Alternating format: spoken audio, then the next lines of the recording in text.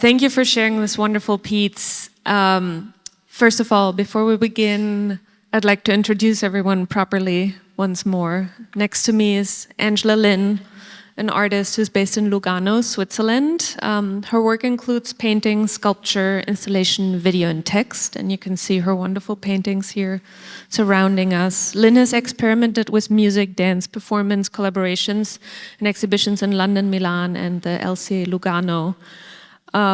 Jesse Bannister, who's not here tonight, is the musician and composer of this original score that we just heard. He's based in London, and he combines his knowledge of classical Indian music with jazz in his works, creating new forms, fusing Eastern roots with experiences of growing up in the United Kingdom.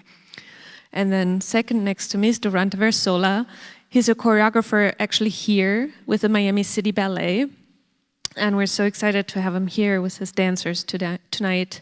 He has choreographed works of the Miami City Ballet, the New York City Ballet, the Joffrey Ballet, and more throughout the United States. And his work has recently been shown at the Guggenheim Museum in New York, as well as the Center for Ballet and the Arts at New York University. Then Chloe Freitag, at the out left, is a dancer with Dimensions Dance Theater here in Miami. And Evan Ambrose is a freelance dance artist based also here in Miami. So welcome again, thank you so much. And to start, since this is such an unusual transdisciplinary piece, I wanted to ask Angela, so we witness this narrative of two stranded passengers kind of washed ashore in this boat in a state of amnesia, trying to remember where they came from and what happened. Memory and loss really resonate in these movements. And then there's this group of paintings here that are actually landscapes that cover very different chromatic moods and landscapes. And I was wondering if you could start maybe with kind of these most obvious visuals that surround us, starting with the paintings. I think, sorry. I'd first like to just share with you what triggered this project. I was invited to do an exhibition in New York, and I wanted to do something knowing that I would be crossing the sea. The sea has always been an archetypal place of adventure and facing the unknown. We are in a time of great uncertainties, and how we respond to these uncertainties is something that really is moving me and becoming very much a part of my art. I wouldn't say I'm a political artist, but it's about dealing with the human response of the uncertainties that we're being exposed to. So I came up with this idea, knowing I would be taking this body of work across the Atlantic. I had this idea to create these 20 paintings that would fit all into one crate, and that this crate would turn in the metaphoric story into a sailing vessel carrying two passengers. I've been working with music and performance and dance since 2014 with Jesse Bannister, and I knew for this project I really wanted to do something with choreography. And so I approached Susan Kronick, a wonderful friend and collector of mine, and Edward Chomsky, and said, do you have a choreographer for me? And so they introduced me to Durante, and we began our journey together, really based on our shared love for detail and for beauty, and the hard work behind ballet, and perhaps the language I have as a painter, it really resonated together. Also coming together ourselves, responding to these uncertainties with an art form that was not typical of what we do elsewhere. Do you want me to say something about Yeah, please do, because I think they're very specific in their aesthetics, and also the cedar trees, and I think we spoke a lot about it when we started the project, so I'd love if you could talk more about that. I'm half Chinese and half English, and the first painting I ever really loved was a Chinese painting that hung in my house where I was born in England, and it was a painting of a cedar tree with a monkey in it. And I was totally mesmerized by this painting. It was what I thought, this it had a language in it that really spoke to me. And I think I was looking for that, the feeling that I had discovered in that painting. I was looking for that for many years till I found it. Well, in 1998, I took a studio in Lugano, Switzerland, where I live with my husband. I saw these cedar trees. I look right into the belly of them, and the branches of these trees have become a sort of scaffolding for my ideas as an artist. And in fact, it's very abstract because I don't see the top of the tree or the bottom. I just see the choreography of the branches. And I've been looking at these branches for since 1998, so tells you how old I am, long time. And I have been really fascinated by the language that they give, and that's also changing a lot. And this has become a major theme in my work. I'd like to just add that the development of these paintings happened in dialogue with Durante and the musician. I came up with a narrative. I often start my projects with a title first. I just say quickly one word to the title, Passage in the Wake of the World. So the word wake is a particular word. It has three references. One, to wake up. I'd say that's having to do with a state of urgency, I think, that we're in concerning our habitat. And wake as in the ceremony after someone has died, and wake as the swirl of movement behind a moving boat. And I love the discovery of this word because it somehow touched the subject of this project on different levels. So I began, once I had this dialogue, I began the exchange and the dance with Durante and with the musician. How do we bring this into a synergy together, these languages? And it's not that I did all the paintings and then Durante sort of thought, okay, I'll choreograph to this, and what kind of music do we need? It was really a step-by-step forging the way together. So in the story, in the narrative, for example, in I call Reverie, these paintings over there, it was my first idea when the passengers step out of the boat in a state of amnesia. One of the first things we do as infants is to imitate. And so I chose these branches as sort of first gesture of them finding a sense of their humanity through this dialogue with the trees. Later it goes on to Passage, where this is a much more complex structure of branches that are dealing with continuity and disruption. And so I think my question there was, what are we doing in this time of uncertainty? What will continue in terms of basic human responses, and where will we be, where are things going to be disrupted through change? For example, change of the digital world, change of technology. The Black Mountain we created, I envisioned the dancers being embodied in this mountain. And my thoughts there were that climbing a mountain is something one has to do together, and that the passengers would have to help each other navigate. And Durante responded with this incredible choreography of lifting these passengers, and where they're helping each other to get up. And through this solidarity they find together, they get a little bit more memory of their human essence.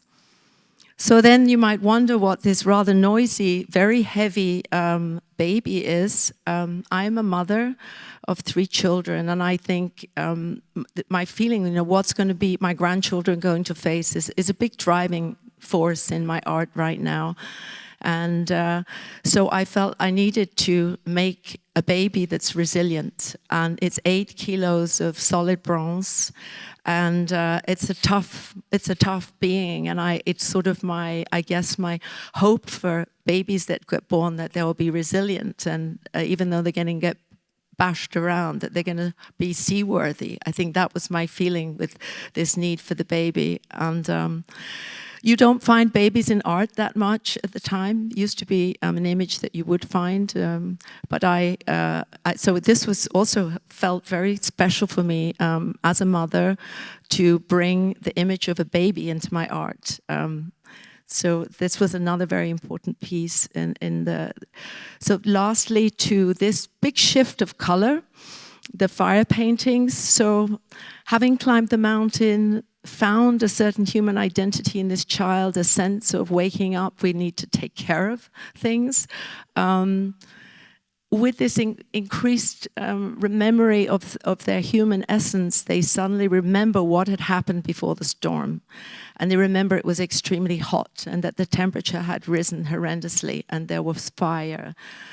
So how do you handle subjects like that? Difficult, painful, and I think we're all overwhelmed. We hear all of this in the news all the time, and we're sort of used to it, but somewhere it's really difficult to digest and troubling deeply.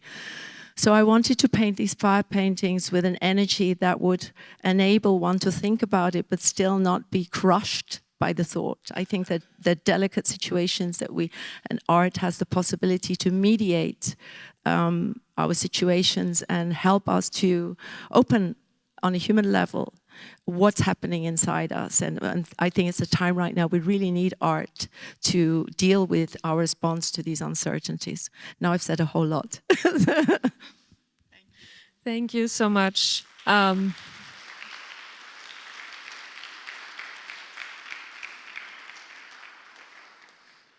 And you'd already mentioned, I mean, what makes this piece so special is this collaboration with dance, with music. So I wanted to open up the panel and also ask Durante, Evan, and Chloe, how does it make this different for you, kind of from the ways you usually work? You already touched upon it a little bit, Angela, in terms of you as an artist, and we talked about it a lot during the rehearsals, but I would be really curious also from the dance perspective, how that feels to you, kind of approaching these different disciplines. Well, first of all, I just wanted to say that it's been such a beautiful journey with Angela, and she has helped me develop and grow in so many ways that I never thought that I would get in my career necessarily in this particular way. I come from a very classical ballet background, and so to think about presenting something like this, I had never done anything like it before. So I jumped on with her, and it hasn't been the same since. And I've found so much more depth to my work through Angela's help and guidance and our collaboration together. You know, up to this point, I had only choreographed ballets that were presented within a theater and a proscenium, and so to have something where there would be audience all around, we weren't on a stage, and it had a narrative. I had also never choreographed something that had a narrative to it. I was a little bit intimidated, but I think that Angela really gave me so much confidence to fully explore and to use what I knew and present it in a new way. I think, you know, the story related to me quite a bit, or touched me in a certain way when we discussed it a lot before I started working on the choreography. And I think just as Angela said, the uncertainty of our times, the difficult things you need to deal with and how we help one another, I really wanted to convey that through the choreography. It's also been really cool to collaborate with two other people from different backgrounds, from different generations, and we all came together in such a harmonious way, I feel. So yeah, that's a little bit from my side.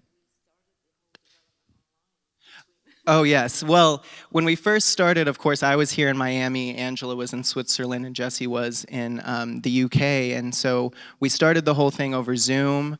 I choreographed this on two different dancers, and we made the whole piece through the computer with me down in Miami and those dancers up in New York. And so the dancing has continued to evolve and change, and of course when you have two new dancers involved with it, you want them to feel like themselves when they're dancing it. So I think we worked a lot on trying to find that, and you know, I made some adjustments so that the dancers felt comfortable. And the choreography that Angela was talking about, when they remember that fire, that is all new specifically for Miami and for these paintings that are seen for the first time here in Miami. So it was really fun to get to choreograph to that, to the saxophone, and to kind of feel like that through what the dancers found and discovered and remembered through the piece, that then they kind of come to this ultimate point where they are in perfect harmony with each other. They found, you know, their memory and their confidence back, and they're ready to continue their journey at the end.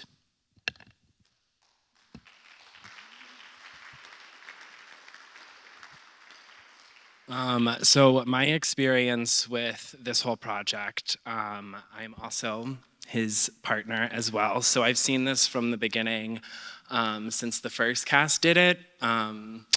The rehearsing on Zoom, watching him create it, and this itty bitty, you guys, we live in a 600 square foot apartment with 3 cats. So I was really a part of the process, really a part of the process. And I'd peep around the corner, you know, I'd always, you know, try to pop in, say hi to Angela whenever the first cast was doing it. But this is my 3rd ballet, is that right, that I've done with you all? And so the 2 before this have been super Balanchine, a lot more in the classical rep. So it's just been amazing to watch you know, explore this different style, you know, with all of these beautiful artists. And I've always wanted to dance with Chloe as well. I mean, she's beautiful. I mean, we've wanted to do this for a couple of years now, so it's just been amazing to be a part of this with such beautiful individuals. So thank you, guys.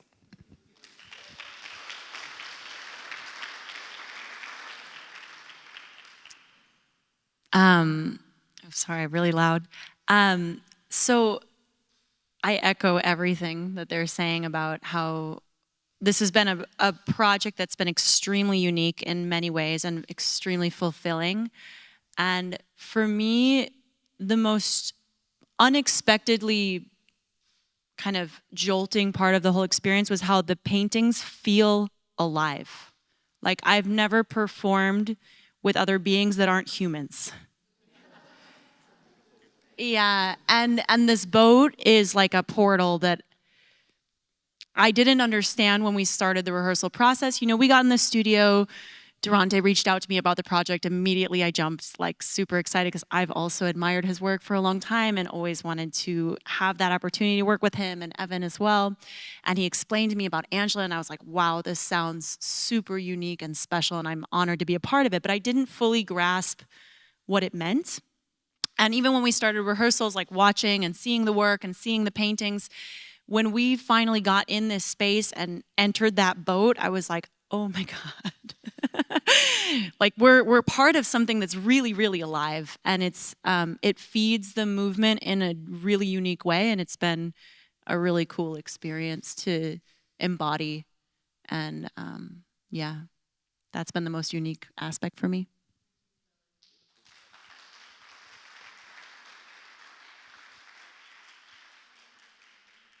I think we may have time for one audience question, if there are any pressing questions for each of these artists here. So I have a question for the dancers. I think in majority of ballet pieces, the artists are portrayed as perfect dancers, and this piece really contrasted that it looked like you guys were humans and the dancing just kind of flowed on top of that. So was the rehearsal process different than other pieces that you've done to kind of show that raw human emotion? Okay. So yeah, interestingly, the rehearsal process started very similar to any other work, like because we're focused on learning the steps. We're focused on the execution, the details. At least for me, like as an artist, that's usually like, we need to get the foundation to then build the character. It's good to know, like, we knew where we were going, but we weren't focusing on that. But then once we felt that foundation really solid, I feel like that's when the character built, and where we actually had to break down some of what we put together. So we had to start to loosen some of the steps to find more human quality in them and less like pulled up and a little more released. But that was, it kind of like, we constructed it to get it together, and then we deconstructed it. So it was a different, unique rehearsal process, would you say? No, absolutely. Yeah, agreeing with everything that Chloe said. Yeah, definitely went into it with that same kind of rehearsal setup. But I feel like about, what would you say, like 2 weeks ago? Yeah, recently, like Recently, we like just recently like really started like developing like such a deep, character for each of. They don't have names. Mine doesn't have a name, but just it's an inner feeling, So we just kind of started to go through this like chest of emotions and what to feel like with these, breathtaking paintings from Angela. and we've been in this physical space for a week, and that really built the reconstruction of what we put together, like the softening into the human. Yeah, For sure. really. Okay. One very last question. I think we can. Yeah. So I found this to be kind of an experience. What was really interesting to me is the notion about how does humanity face this existential moment, this climate threat that is now upon us at a level we couldn't have ever imagined. Right? And so what is the role of art in this context? And what I found particularly interesting, I'd be interested to hear sort of how you thought about it, the dancers thought about it, is that notion of amnesia, of basically breaking out of what we currently have, finding ourselves having had to traverse some kind of threshold where we have to restart, we have to start over. And I thought that was a really interesting notion as we struggle with how do we actually face what we're currently facing, and how does art, this kind of combined art, help us step into a part of our humanity that we don't currently have access to. Like, we're all buffered by the reality of our particular reality, or the consumption of things that make us comfortable, and yet we're facing a storm that is going to require for us to access capabilities that we need to discover, and that sort of amnesia and stepping out of it, I thought was really interesting. How did you experience any of that kind of breakthrough, breaking out? Take it away, Chloe. Well, so whenever I face really like big questions that I am overwhelmed by, I step into a smaller question and an experience that's more like just smaller scale, right? So for me, ironically, a couple weeks ago, I was in a bad car accident, and my daughter was in the car, and she's 2.5, and I got out of that car and I did not know what happened. And I ran to my child. And that, even in the moment, I asked people to stay to tell what happened here, because I don't know. And then I've gone through all the like insurance calls and getting a new vehicle and, all the like mundane things that then, okay, we're starting over, and figuring something out. So for me, I really drew on that really recent personal, like smaller scale of like the whole world falling apart. It's just my car and my daughter and I are fine, and we've made it. But I really did bring that experience forward in this story, especially with the baby. And I find then that response is a similar response that I feel on a grand scale of like, yeah, that we don't really understand. And there's that shock of like, oh my gosh, and we have to figure it out, especially for our children. So.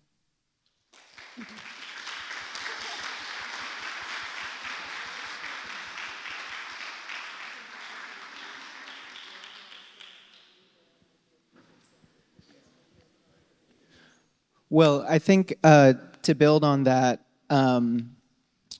I guess this truly was so outside of my comfort zone to kind of I'm so used to showing, perfect, beautiful, balletic dancing, and I think to find a way, like we were discussing, that humanity within dancing, and I think that is truly what needs to continue to evolve in the ballet world as well, to find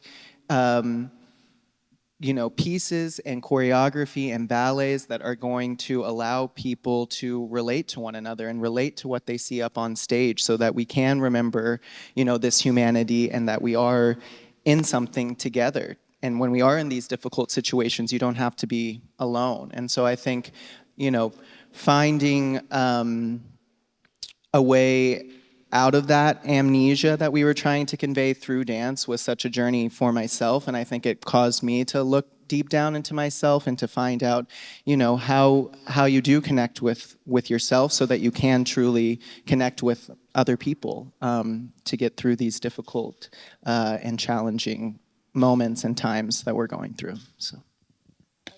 I would just like to say thank you so much for having us. And for me, it was such a huge honor. I'd like to thank Victoria Rogers, who I was introduced to by Sue, who just said, I like your project.